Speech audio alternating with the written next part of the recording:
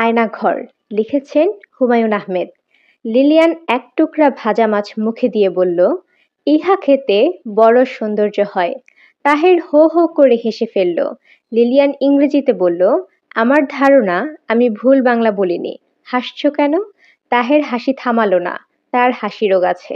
একবার হাসতে শুরু করলে সহজে হাসি থামতে পারে না। লিলিয়ান আহত গলায় বলল, আমার বাংলা শেখার বয়স মাত্র 6 মাস। যা শিখেছি নিজের চেষ্টায় শিখেছি। এ ব্যাপারে তুমি আমাকে কোনো সাহায্য করছো না, বরং উল্টোটা করছো। যখনই বাংলা বলার চেষ্টা করছি তুমি হাসছো।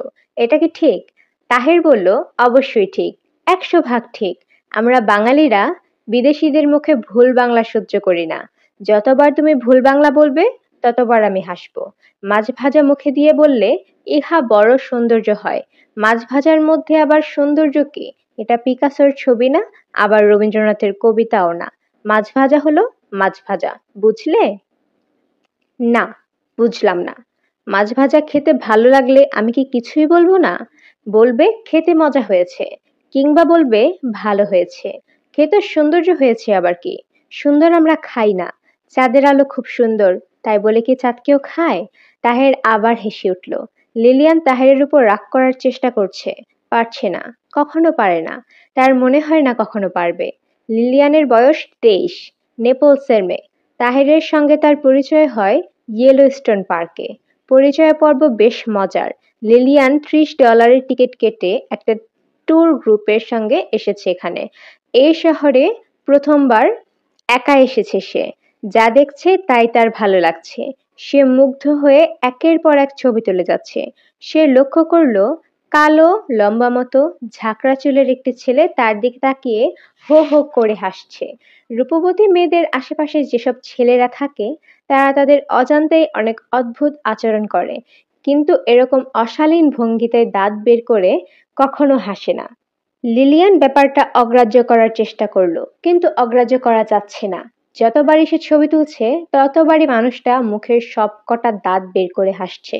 যেন লিলিয়ান 23 বছর বয়সী ঝকঝকে তরুণী নয়, সে যেন মহিলা চার্লি চ্যাপলিন। তার প্রতিটি ক্রিয়াকলাপে হাসতে হবে। লিলিয়ান এগিয়ে গেল, বরফ শীতল গলায় বলল, আপনি হাসছেন কেন জানতে পারি? লিলিয়ানের শীতল গলা শুনে যে কোনো পুরুষ ঘাবড়ে যেত। এ ঘাবড়ালো না। লোকটি হাসি মুখে বলল, অবশ্যই জানতে পারেন। আপনার ছবি তোলা শেষ হোক, তারপর বলবো। এখন বলতে অসুবিধা আছে? হ্যাঁ, অসুবিধা আছে। অবশ্যই অসুবিধা আছে। আমার ছবি তোলা শেষ হয়েছে। আপনি বলুন কেন হাসছেন? আপনি আপনার ক্যামেরার মুখ থেকে ক্যাপ সরাননি, মুখে ক্যাপ লাগিয়ে ছবি তুলছেন, এজন্য হাসছিলাম। না হেসে আপনি যদি আমাকে বলতেন ক্যামেরার মুখের ক্যাপ সরানো হয়নি, সেটা কি শোভন হতো না? হ্যাঁ, হতো। বলতে বলতে তাহের আগের চেয়েও শব্দ করে হেসে উঠল। লিলিয়ান সরে এলো। সে জীবনে এত অপদস্থ হয়নি। তার রীতিমতো কান্না পাচ্ছে। ইচ্ছা করছে ক্যামেরাটা ওল্ড ফেইথফুলের পানিতে ছুঁড়ে ফেলতে। সাধারণ শিষ্টতা, সাধারণ ভদ্রতা কি তরুণী মেয়েরা পুরুষদের কাছ থেকে আশা করতে পারে না? লিলিয়ানের ইচ্ছা করছে খুব কঠিন কঠিন কথা মানুষটাকে শোনাতে। তা সে পারবে না। খুব রেগে গেলে সে গুছিয়ে কথা বলতে পারে না। সবচেয়ে ভালো হয় লিলিয়ান যদি তার হোটেলে ফিরে যেতে পারে। তা সম্ভব হবে না। সে যে ট্যুর গাইডের সাথে এসেছে তাদের মাইক্রোবাস ছাড়বে সন্ধ্যা মিলবার পর। ইচ্ছা না করলেও সন্ধ্যা পর্যন্ত এখানে থাকতে হবে। ঘুরে ফিরে ওই লোকটার সঙ্গেই দেখা হবে। সেও নিশ্চয় সন্ধ্যা পর্যন্ত থাকবে। লিলিয়ানকে দেখা মাত্র দাঁত বের করে হাসবে। কত বিচিত্র মানুষই না আছে পৃথিবীতে। লিলিয়ান লক্ষ্য করলো লোকটা তার দিকে তাকিয়ে আছে, হাসি মুখেই আসছে। লিলিয়ানের চোখ মুখ শক্ত হয়ে গেল। মুখে থুথু জমতে শুরু করলো। মানুষটাকে কোনো কঠিন গালি দিতে পারলে মন শান্ত হতো। লিলিয়ান জানে তা সে পারবে না। সবাই সবকিছু পারে না। লিলিয়ান কাউকে কড়া কথা বলতে পারে না। আমি আপনার কাছে ক্ষমা প্রার্থনা করবার জন্য এসেছি। লিলিয়ান স্থির চোখে তাকালো, কিছু বলল না। লোকটা নরম গলায় বলল, আমি যখন এদেশে প্রথম এসেছি তখন একটা সস্তা ধরনের ক্যামেরা কিনে খুব ছবি তুলছিলাম। যা দেখেছি মুগ্ধ হয়ে তারই ছবি তুলেছি। মজার ব্যাপার হলো সব ছবি তুলেছি ক্যামেরার ক্যাপ লাগিয়ে। আপনাকে দেখে পুরনো স্মৃতি মনে পড়ল। আপনি কি আমেরিকায় নতুন এসেছেন? না। ও আচ্ছা, তাহলে ক্যামেরা নতুন কিনেছেন। এ ধরনের ক্যামেরায় এই অসুবিধা হবেই। সুন্দর দৃশ্য দেখে উত্তেজিত হয়ে পড়বেন, ক্যামেরার ক্যাপ না খুলেই ছবি তুলবেন। আপনার যা করা উচিত তা হচ্ছে সিঙ্গেল লেন্স রিফ্লেক্স ক্যামেরা কেনা। এরা বলে SLR। আপনার অযাচিত উপদেশের জন্য ধন্যবাদ। আমাকে দয়া করে একা থাকতে দিন। আমি কি আপনাকে বিরক্ত করছি? হ্যাঁ, করছেন। লোকটা চলে গেল। কিন্তু লিলিয়ানের মনে হলো সে আবার আসবে। সহজে তার সঙ্গ ছাড়বে না। এশিয়ান ছেলেগুলি মোটামুটি নিঃসঙ্গ জীবনযাপন করে। সুন্দরী মেয়েদের সঙ্গে কথা বলার সামান্যতম সুযোগ এরা ছাড়ে না। এও ছাড়বে না। চেষ্টা চালিয়েই যাবে। লোকটার সঙ্গে কথা বলাই উচিত হয়নি। লিলিয়ানের অনুমান মিথ্যা হলো না। বিকেলে লিলিয়ানদের দলের সবাই বসে কফি খাচ্ছে। ছেলেটি উপস্থিত। লিলিয়ানের কাছে গিয়ে হাসি মুখে বলল, আমি আপনার জন্য একটা ফিল্ম কিনে এনেছি। লিলিয়ান কঠিন মুখে বলল, কেন? আমার কারণে আপনার ফিল্ম নষ্ট হয়েছে। আমি প্রথমেই আমি প্রথম থেকেই লক্ষ্য করছি আমার উচিত ছিল আপনাকে সতর্ক করা। তা করিনি। উল্টা মজা পেয়েছি, হেসেছি। অবশ্যই অপরাধ করেছি। কাজেই অপরাধের প্রায়শ্চিত্ত করছি। লিলিয়ান কঠিন মুখে বলল, অপরাধ টপরাধ কিছু না। আপনি আমার সঙ্গে গল্প করার লোভ সামলাতে পারছেন না। সুন্দর অজুহাত বানিয়ে এগিয়ে এসেছেন। আপনি ভুল বললেন। নিজেকে খুব রূপবতী ভাবছেন, এই জন্যই এই সমস্যা হয়েছে। আপনি হয়তো আপনার দেশে কিংবা খোদ এই আমেরিকাতেই রূপবতী, কিন্তু আমাদের দেশের রূপের বিচারে রূপবতী নন। আপনাদের দেশে রূপবতী হবার জন্য কি গায়ের রং আপনার মতো কুচকুচে কালো হতে হয়? তা না, আমাদের দেশের রূপবতী মেয়েদের প্রথম শর্ত হলো তাদের চোখ সুন্দর হতে হয়। আমার চোখ সুন্দর না? না। আপনার চোখের মণি নীল। আমাদের দেশে বাদামি বা নীল চোখের তারার মেয়েদের বলে বিড়াল চোখাবে। এদের সহজে বর জোটে না। পুরুষরা এদের বিয়ে করতে চায় না। কি অদ্ভুত কথা! আপনি কোন দেশের মানুষ? দেশের নাম আপনাকে বলছি, কিন্তু দয়া করে দেশের নাম শুনে ঠোঁট উল্টে বলবেন না, এই দেশ আবার কোথায়? এ জাতীয় কথা যখন কেউ বলে তখন অসম্ভব রাগ লাগে। আমার দেশের নাম বাংলাদেশ। নাম শুনেছেন? না। নাম শোনার অপরাধ আমি আপনার জন্য ক্ষমা করলাম, যদিও ক্ষমা করা উচিত হচ্ছে না। যাই হোক, আমি কি আপনার পাশে বসতে পারি? বিড়াল চোখা মেয়ের পাশে কি বসবেন? আপনার সঙ্গে এক কাপ কফি খাবো, তারপর চলে যাব। বসুন। আপনার নাম জানতে পারি? Lilian grey. আমার নিজের নামটা কি আপনাকে বলতে পারি? লিলিয়ান চুপ করে রইল। মানুষটার সাহস দেখে সে বিস্মিত হচ্ছে। লোকটা হাসি মুখে বলল, আমার নাম তাহের। আপনি যেমন লিলিয়ান গ্রে, তেমনি গায়ের রঙের সঙ্গে মিলিয়ে আমাকে তাহের ব্ল্যাক বলে রাখা যায়। আমি সম্প্রতি আইওয়া বিশ্ববিদ্যালয় থেকে ডাক্তারি পাশ করেছি। আমার ফিল্ড অফ স্পেশালাইজেশন হচ্ছে চোখ। আমি ডাক্তারি পড়েছি, ভবিষ্যতে চোখের ডাক্তার হব। ভালো। চোখের ডাক্তার হিসেবে আপনার নীল চোখ সম্পর্কে আমি আপনাকে মজার একটা তথ্য দিতে পারি। তথ্যটা হচ্ছে, বয়সের সঙ্গে সঙ্গে আপনার চোখ কিন্তু কালো হতে থাকবে, নীল থাকবে না। কেন? চোখের পিগমেন্টগুলি বয়সের সঙ্গে সঙ্গে বড় হতে থাকে। চোখের রং নির্ভর করে পিগামেন্টের সাইজের উপর। সাইজগুলো বড় হলে রং কালো হয়ে যায়। এক ধরনের টাইন্ডাল ইফেক্ট। কখন চোখ কালো হবে? যখন বুড়ো হয়ে যাবেন তখন। আপনি বলতে চাইছেন বৃদ্ধ বয়সে আমি যদি আপনার দেশে যাই তাহলে সবাই আমাকে রূপবতী বলবে? তাহের হো হো করে হাসতে লাগলো। এমন হাসি যে লিলিয়ানদের দলের সবাই চোখ ঘুরিয়ে তাকালো। লিলিয়ান নিজেও খানিকটা অপ্রস্তুত বোধ করতে লাগলো। তাহের হাসতে হাসতে তাহেরের চোখে পানি এসে গেল। সে রুমাল দিয়ে চোখ মুছতে মুছতে বলল, সরি, আমি একটু বেশি হাসি। আমার হাসি রোগ আছে। একবার হাসতে শুরু করলে থামতে পারি না। পুরো ১ ঘন্টা ২৩ মিনিট ক্রমাগত হাসার আমার একটা ব্যক্তিগত রেকর্ড আছে। গিনিস রেকর্ড কত তা অবশ্য জানি না। হাসি রোগ ছাড়া আর কি রোগ আছে? ঘুম রোগ আছে। ঘুম রোগটা কি? একবার ঘুমিয়ে পড়লে সহজে আমার ঘুম ভাঙে না। খুব আনকমন রোগ কিন্তু না, অনেকেরই এই রোগ আছে। আমারটা আনকমন, উদাহরণ দিলে বুঝতে পারবেন। ২ বছর আগে আমি লস অ্যাঞ্জেলসে ছিলাম, হোস্টেলে থাকি। একবার ভূমিকম্প হলো। ভূমিকম্পের নিয়ম হচ্ছে, প্রথমে একটা ছোট দুলুনি, তারপর হয় বড় দুলুনি। প্রথম দুলুনির পর আমার বন্ধু বান্ধবরা আমার ঘুম ভাঙানোর প্রাণপণ চেষ্টা করলো, কোনো লাভ হলো না। শেষে ওরা আমাকে চ্যাংদোলা করে বাইরে নিয়ে ফুটপাতে শুইয়ে রাখলো। আমার ঘুম ভেঙেছে ভোরে। জেগে দেখি আমি একটা হাইড্রেন্টের পাশে শুয়ে আছি। লিলিয়ান খিলখিল করে হেসে উঠল। লিলিয়ানের সঙ্গীরা আবারও ফিরে তাকালো। তাহের বলল, আমরা বোধহয় ওদের ডিস্টার্ব করছি, একটু দূরে গেলে কেমন হয়? ভালো হয় না, আমাদের যাত্রার সময় হয়ে গিয়েছে, আমি এখন উঠব। আমার সঙ্গে গাড়ি আছে, আমি আপনাকে পৌঁছে দিতে পারি। ধন্যবাদ, অপরিচিত গাড়িতে আমি চড়ি না। শুরুতে অপরিচিত ছিলাম, এখন নিশ্চয়ই অপরিচিত না। আপনি আমার নাম জানেন, আমি আপনার নাম জানি। লিলিয়ান কঠিন মুখে বলল, আপনি শুধু শুধু আমার সঙ্গে ভাব জমানোর চেষ্টা করছেন। আপনার গাড়িতে আমি যাব না। লিলিয়ান তার সঙ্গীদের দিকে রওনা হলো। একবার তার ইচ্ছে করলো পেছনে ফিরে মানুষটার মুখের বিব্রত ভঙ্গিটা দেখতে। অনেক কষ্টে এর লোভ সে সামলালো। মনে মনে ভাবলো, ভালো শিক্ষা হয়েছে। কাউকে শিক্ষা দেবার এটাই সবচেয়ে ভালো টেকনিক। প্রথমে কিছুটা প্রশ্রয় দিতে হয়, তারপর ছুঁড়ে ফেলতে হয় আস্থা করে। আশ্চর্য স্পর্ধা! ফিল্ম কিনে নিয়ে এসেছে, $2.5 দামের একটা উপহার কিনে মনে মনে ভাবছে অনেক দূর এগিয়ে যাবে।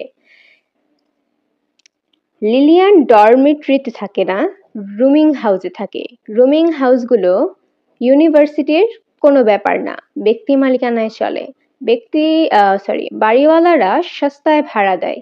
রুমিং হাউসে শুধু থাকার ব্যবস্থা আছে, রান্না করার কোনো ব্যবস্থা নেই, কারণ কিচেন নেই, কমন বাথরুম।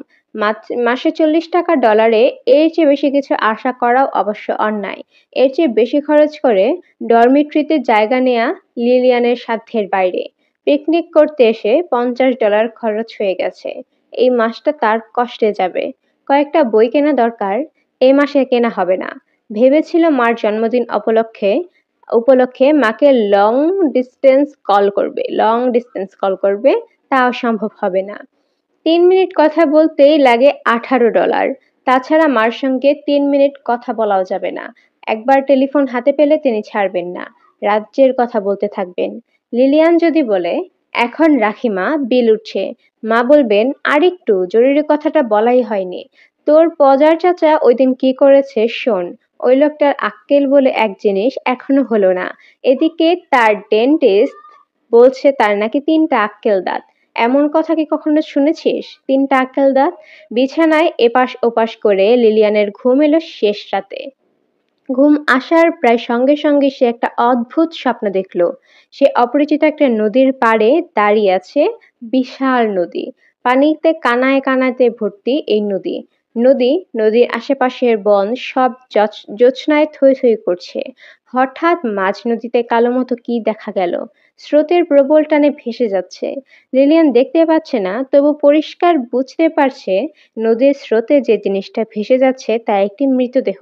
মৃতদেহটা লিলিয়ানের চেনা, খুব চেনা। মৃত মানুষ প্রশ্নের জবাব দেয় না, তবু লিলিয়ান চিৎকার করে উঠল, কে কে কে? স্বপ্নে সবই সম্ভব, মৃতদেহ কথা বলে। অনেক কষ্টে পানির উপরে উঠে বসল। ক্ষীণ গলায় বলল, লিলিয়ান, ওরা আমাকে মেরে ফেলতে দিয়েছে, তুমি আমাকে বাঁচাও। লিলিয়ান আতঙ্কে অস্থির হয়ে বলল, আমি কি করে বাঁচাবো, তুমি তো মরেই গেছো। বাঁচাও লিলিয়ান, বাঁচাও, প্লিজ প্লিজ।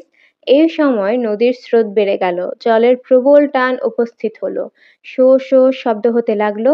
মৃতদেহটি ভাটির দিকে তীব্র গতিতে ছুটে যাচ্ছে। অনেক অনেক দূর থেকে সে ডাকছে, লিলিয়ান, লিলিয়ান। লিলিয়ান নদীর পাড় ঘেঁষে ছুটতে শুরু করেছে।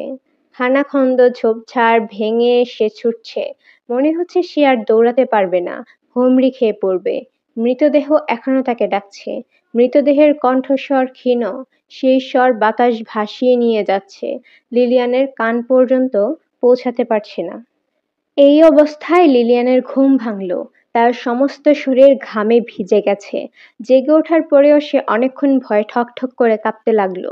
তার ভয়ের অনেকগুলো কারণের একটি হচ্ছে যে যুবকের মৃতদেহটি ভেসে যাচ্ছিল, সেই যুবকটি তার চেনা। যুবকের নাম তাহের। দেখা হয়েছিল ইয়েলোস্টোন পার্কে। তার গায়ে ছিল হলুদ রঙের গলাবদ্ধ সোয়েটার। স্বপ্নেও সে একই সোয়েটার ছিল, তবে তার রং ছিল ধূসর। তীব্র ভয় অনেকটা যেমন হঠাৎ আসে, তেমনি হঠাৎই চলে যায়। রোদ ওঠার সঙ্গে সঙ্গে লিলিয়ানের ভয় কেটে গেল। শুধু যে ভয় কাটলো তাই না, হাসিও পেতে লাগলো। মনে হলো সে এমন কিছু ভয়ঙ্কর স্বপ্ন দেখেনি, নদী দেখেছে। নদী দেখা কোনো ভয়ঙ্কর জিনিস নয়, নদী দেখার কারণও আছে। আগের দিন পুরোটা সময় কাটিয়েছে ওল্ড ফেইথফুল হ্রদের তীরে। তাহের নামের ছেলেটিকে জড়িয়ে স্বপ্ন দেখার সে ব্যাপারটাও স্বাভাবিক। তার সঙ্গে দেখা হয়েছে, সাক্ষাৎ পর্বও ছিল খুবই সুখকর না? মস্তিষ্ক এ ব্যাপারগুলো তার নিজের মতো করে সাজিয়েছে। লিলিয়ানের পরিষ্কার মনে আছে, ছোটবেলায় সে যার সঙ্গে ঝগড়া করতো রাতে তাকে নিয়ে স্বপ্ন দেখত। সে স্বপ্নগুলি হতো ভয়ঙ্কর। লিলিয়ান ঠিক করলো আজ ইউনিভার্সিটিতে যাবে না। আজ একটা মাত্র ক্লাস। এই ক্লাস এমন জরুরি নয়, না করলে ক্ষতি হবে না। তার চেয়ে বরং ক্যান্টিনে যাওয়া যাক। কোনো কাজ পাওয়া যায় কিনা সে চেষ্টা করা যেতে পারে। 4-5 ঘন্টা কাজ করতে পারলে ইয়েলোস্টোন পার্কের খরচ কিছুটা উঠে আসবে। ক্যান্টিনে কোনো কাজ পাওয়া গেল না। সে সুইমিং পুলের দিকে গেল।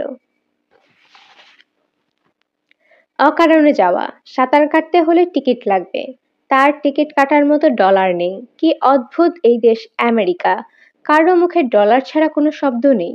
লিলিয়ান বেশ অনেকক্ষণ সুইমিং পুলে সাঁতার কাটা দেখল। তার কাছে সব সময় মনে হয় পৃথিবীর সবচেয়ে সুন্দর দৃশ্যের একটি হচ্ছে মানুষের সাঁতারের দৃশ্য। মানুষ যদি উঠতে পারত তাহলে সেই দৃশ্য নিশ্চয়ই খুব সুন্দর হতো। লিলিয়ান স্যান্ডউইচ কিনে ইউনিভার্সিটি বোটানিক্যাল গার্ডেনের দিকে গেল। লাঞ্চ খাওয়ার জন্য এই জায়গাটি তার খুবই প্রিয়। ম্যাপল গাছের নিচে বাঁধানো বেদি। গাছের পাতা হলুদ হতে শুরু করেছে। কি সুন্দর লাগছে গাছটাকে। সে একা একা সন্ধ্যা পর্যন্ত গাছের নিচে বসে রইল। আরো কিছুক্ষণ বসতো। শীত করছে। সোয়েটারে শীত মানছে না। তাছাড়া ঘুমও পাচ্ছে। পড়াশোনা করা দরকার। মনে হচ্ছে আজ পড়া হবে না। সকাল সকাল পড়তে হবে। সকাল সকাল শুয়ে পড়তে হবে।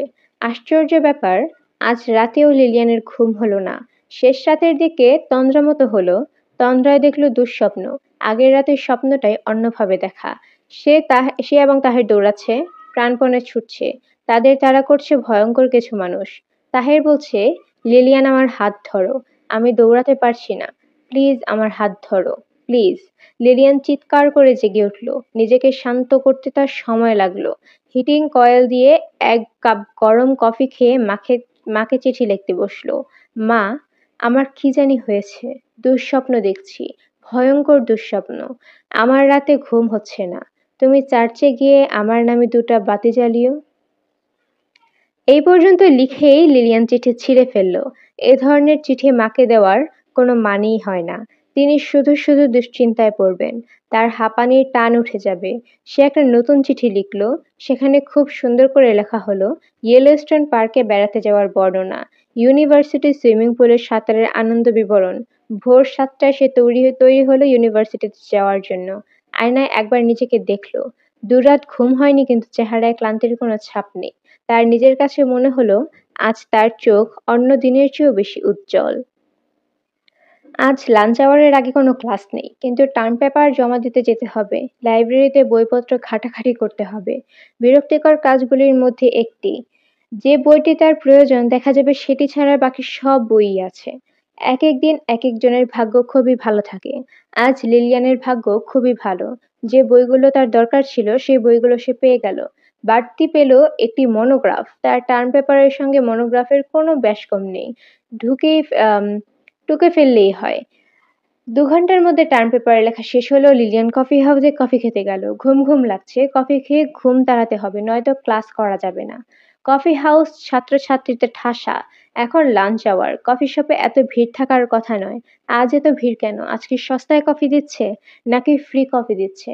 কফি হাউস মাঝে মাঝে কিছু একটা কায়দা করে নোটিশ দেয়। আজ বেলা 9টা থেকে 9:30 পর্যন্ত ফ্রি কফি। ব্যবসার কোনো নতুন চাল। আজও এরকম কিছু হয়েছে বোধহয়।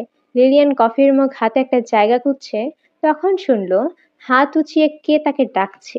হ্যালো লিলিয়ান, এদিকে এসো, এখানে জায়গা আছে। লিলিয়ান তাকিয়ে দেখল তাহের। সে কয়েক মুহূর্ত চুপচাপ দাঁড়িয়ে রইল। তারপর এগিয়ে গেল। তাহের হাসি মুখে বলল, এত তাড়াতাড়ি তোমার দেখা পাবো ভাবিনি। তুমি কি এই ইউনিভার্সিটির ছাত্রী? হ্যাঁ, আমি যাচ্ছিলাম পাশ দিয়ে। কি মনে করে ঢুকেছি? তোমার সাবজেক্ট কি? অ্যানথ্রোপোলজি। দাঁড়িয়ে আছো কেন? বসো। বসো? লিলিয়ান বসবে কিনা বুঝতে পারছে না। তার অস্বস্তি লাগছে। মনে হচ্ছে বসা ঠিক হবে না। এই মানুষটির সঙ্গে যোগাযোগের ফল শুভ হবে না। এর কাছ থেকে যত দূরে থাকা যায় ততই মঙ্গল। তাছাড়া এই লোক তার সঙ্গে এত আন্তরিক ভঙ্গিতে কথা বলবে কেন? এই অধিকার তাকে কে দিয়েছে? তুমি কি খাবে? কফি? কফিতে ক্রিম